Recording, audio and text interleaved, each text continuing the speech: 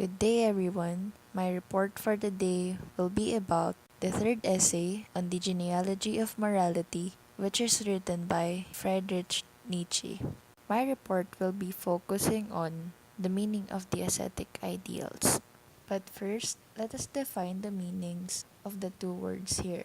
The first word is ascetic and the second word is ideals. As you can see in this slide, there are kids or adolescents who are wearing orange. These people are called monks and monks are ascetic. So, to define, an ascetic is a person who dedicates his or her life to a pursuit of contemplative ideals and practices extreme self-denial or self-mortification for religious reasons. An ascetic is a person who leads an austerely simple life, especially one who abstains from the normal pleasures of life or denies himself or herself material satisfaction. Essentially, asceticism is the renunciation of earthly pleasures in favor of a simple abstinent life. Monks and hermits are often associated with asceticism. On the other hand, an ideal is a principle or value that one actively pursues as a goal, usually in the context of ethics, and one's prioritization of ideals can serve to indicate the extent of one's dedication to each. So let us now form the meaning of these two words. Ascetic ideals, in short, are the principles and values of the people who engage in self-denial or self-sacrifice.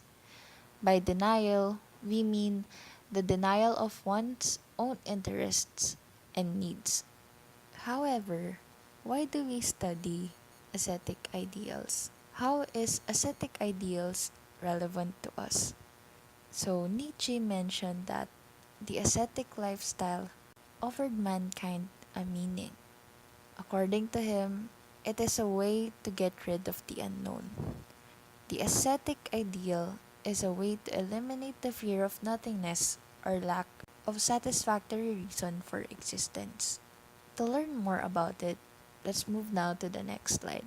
The opening of the essay deals largely with Wagner and Schopenhauer, two figures that were prominent in Nietzsche's day and who exercised a great deal of influence on Nietzsche's growth and development. Nietzsche's claim in the first section of the essay that we would rather will nothingness than not will is crucial to his understanding of ascetic ideals.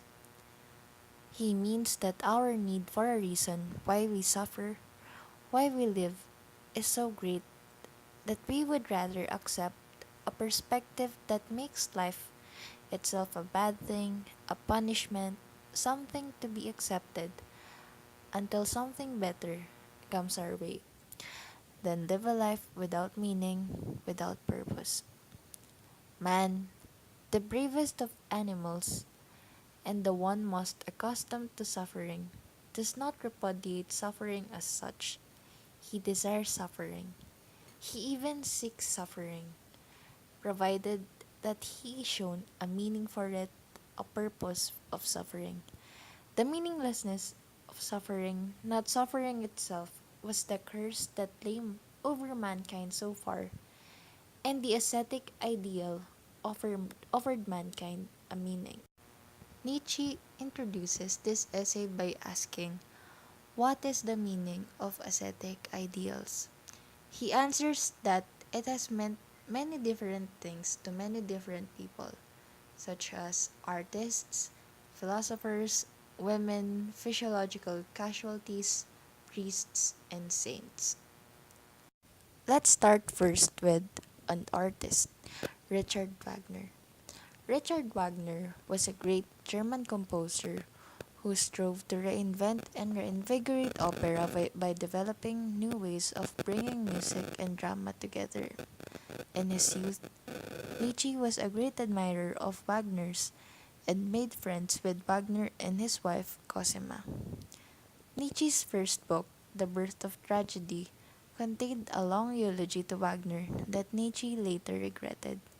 Until the mid 1870s, Nietzsche considered Wagner an artist of genius not bogged down by the morality of his day but rising above it to create something new and life affirming. By the mid 70s, their relationship had cooled. So, according to Richard Wagner, in the case of artists, ascetic ideals for them mean nothing or too many things. So, here he means that we can learn little about the meaning of ascetic ideals from artists because they always lean on the authority of some prior philosophy, morality, or religion. Artists, he concludes, always require some ideology to prop themselves up. Wagner, we are told, relied on Schopenhauer to provide this underpinning. Therefore, we should look to philosophers if we are to get closer to finding out what the ascetic ideal means. Nietzsche argues that ascetic ideals have no such value for artists, and that they can in fact delay the production of great art. Artists, unlike philosophers, cannot isolate themselves from the world of people and sensuality and still produce worthwhile work. The second one is a philosopher, Arthur Schopenhauer. Arthur Schopenhauer was a German philosopher profoundly influenced by Kant and by ancient philosophy. Schopenhauer followed Kant in suggesting that the world we perceive consists merely of appearances and that we cannot sense the thing in itself. Only in ourselves can we sense the will that underlies and drives all things. We see the influence of ancient philosophy in Schopenhauer's assertion that true peace can only be found in an extinction of the will. For him, ascetic ideals mean something like a sense and instinct for the most favorable preconditions of higher spirituality. In art, he argues, we find a temporary calming of the passions, while an ascetic might be able to extinguish the ego entirely. For philosophers, ascetic ideals maximize their feeling of power. Asceticism aids them in their quest for knowledge, and the increase in knowledge increases their feeling of power. Because asceticism is so interpreted by philosophers, they see it as a good thing. Ascetic ideals are not a denial of existence, but rather an affirmation of existence wherein the philosopher affirms his and only his existence. For the next part, we will discuss sections 11 to 14. Another meaning is from an ascetic priest. He said that he sees life as a wrong road on which one must finally walk back to the point where it begins, or as a mistake that is put right by deeds. This means that life, with all its sensory pleasures and distractions, must be denied and turned against itself. The result is the ascetic life. In this light, the ascetic life is not a goal, but a path away from life towards something different and better. The ascetic life seems to be a contradiction. It is the will to stop willing, life turned against itself. It is an expression of the will to power trying to master not some part of life, but trying to master life itself. Such a contradictory will, when turned to philosophy, is likely to turn itself against the real, claiming that it is unreal. Thus, physical objects are seen as illusions, and the human subject and the ego are renounced. Reason is limited to dealing with the illusions of physical reality and cannot penetrate the truth itself. The second term here is perspectivism. Nietzsche's maxim that we should look at any issue from as many points of view as possible is called perspectivism, and we find a particularly clear expression of it in section 12. According to Nietzsche, absolute truth and objectivity are myths that delude us into thinking that there is one and only right way of looking at the truth. Absolute truth might see truth as a picture on a wall, something that we can survey easily from a fixed perspective. Nietzsche's view of truth might be more like a sculpture where there is no one ideal point of view from which the whole sculpture can be viewed. Instead, we should walk away around the sculpture, looking at it from all sides in order to appreciate it better. The more perspectives from which we observe a sculpture, the more we know about it. Nietzsche is fond of hyperbole and metaphor, and it might not be immediately apparent what he means when he accuses the majority of his contemporary Europeans of being sick. In the last decade of his working life, when the genealogy was written, Nietzsche himself was very sick, suffering from migraines, insomnia, and near blindness, among other things. Nonetheless, he felt himself to be in a far greater state of health than most of his contemporaries who, though healthy in body, were sick in mind and spirit. Nietzsche claims that this sickness arises from the constant struggles and torments that we put ourselves through. We have gained depth, morality, society, and inner life. Everything that we might claim distinguishes us from animals through self-torture and struggle. We could go so far as to say that we are the inward-looking animal, and that this inward-looking has only been generated by a constant struggle against ourselves and our own nature. Those who become sick of humanity are not strong enough for the struggle that is humanity. From this sickness grows resentment, nihilism, and everything else Nietzsche despises. Nihilism is the philosophical viewpoint that suggests the denial or lack of belief toward the reputedly meaningful aspects of life. Most commonly, nihilism is presented in the form of existential nihilism, which argues that life is without objective meaning, purpose, or intrinsic value. Resentment, on the other hand, is a term which might be translated as resentment, though in most places it is generally left in the original French, which is usually associated with the German philosopher Nietzsche, who defined it as a slave morality, a psychological state arising from suppressed feelings of envy and hatred that cannot be acted upon, frequently resulting in some form of self-abasement. And self-abasement is the belittling of or humiliation of oneself.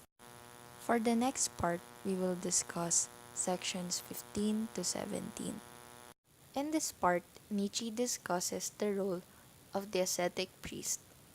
Having perceived that the spiritually healthy cannot look after the sick without becoming sick themselves, Nietzsche concludes that the sick need doctors and nurses who are themselves sick.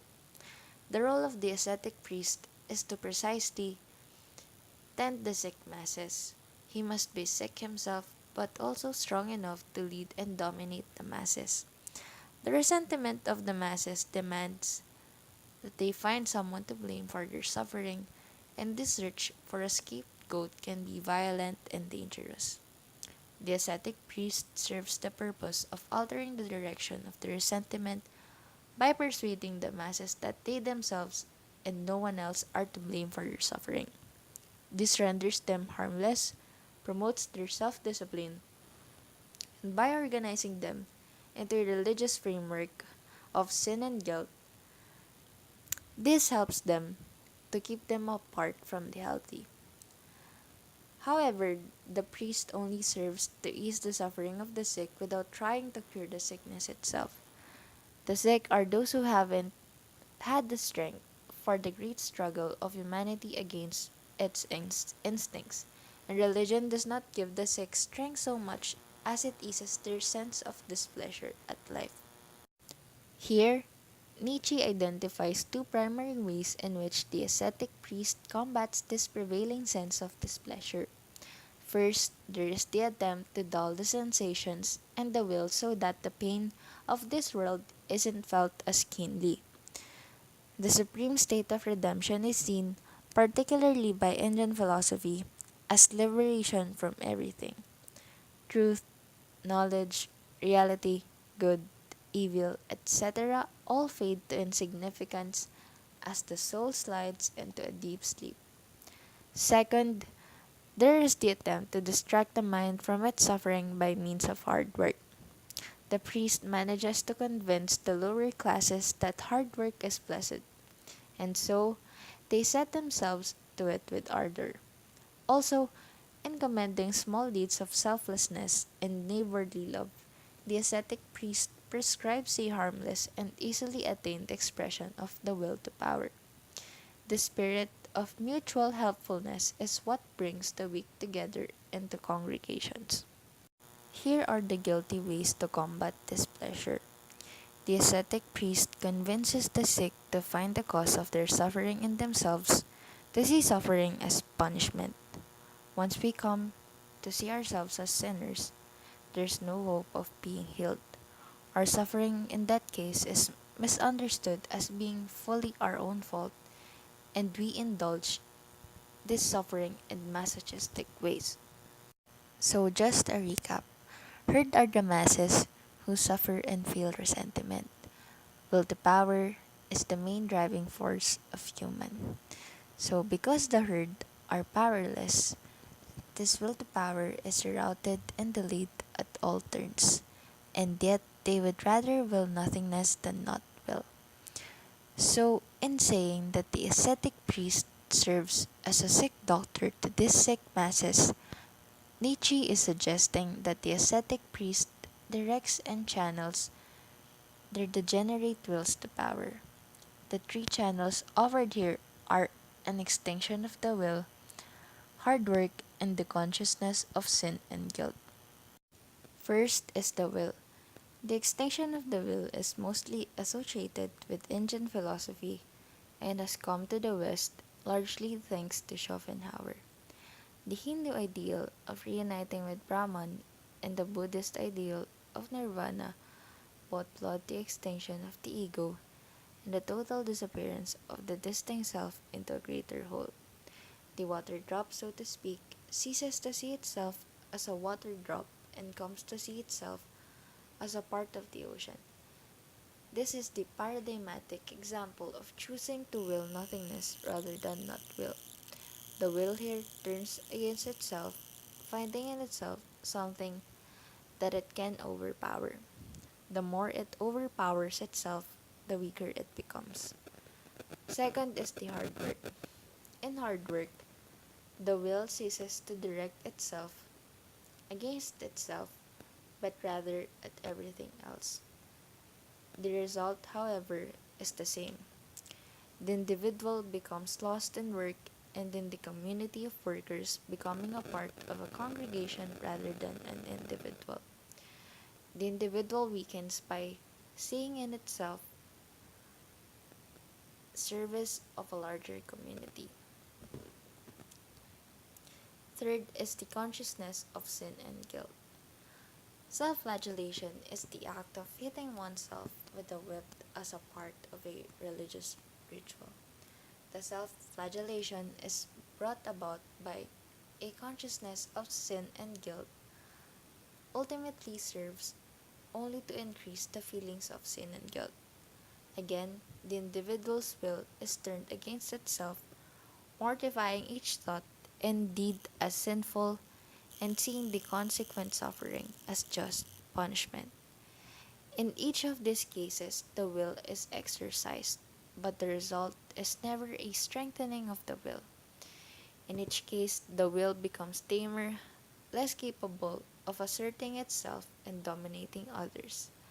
Thus, the ascetic priest does nothing to cure the sickness of the herd. But it would be a mistake to see the ascetic priest faced with the alternative of teaching the members of the herd to assert and affirm themselves as individuals and not choosing it. This is the last part, sections 18 to 28. In these sections, Nietzsche opposed a lot of views. However, I will only discuss one, and this one I think is something that we can all relate to. So, Nietzsche opposed this view that scholars may appear to have independent wills because they renounce fate of all kinds. Nietzsche opposes this suggestion, claiming that science lacks the positive will that characterizes ascetic ideals, and where it does arouse passion, it manifests itself only as the latest incarnation of the ascetic ideal itself. They demand proof and rigorous reasoning, and will not base their claim on faith in God or religious doctrines. However, Nietzsche suggests they renounce these faiths only in favor of a different faith, a faith in truth. So, as long as they have faith in truth, they cannot speak as truly first free spirits wherein nothing is true, everything is permitted. So, this is the last slide of my report, and thank you for listening.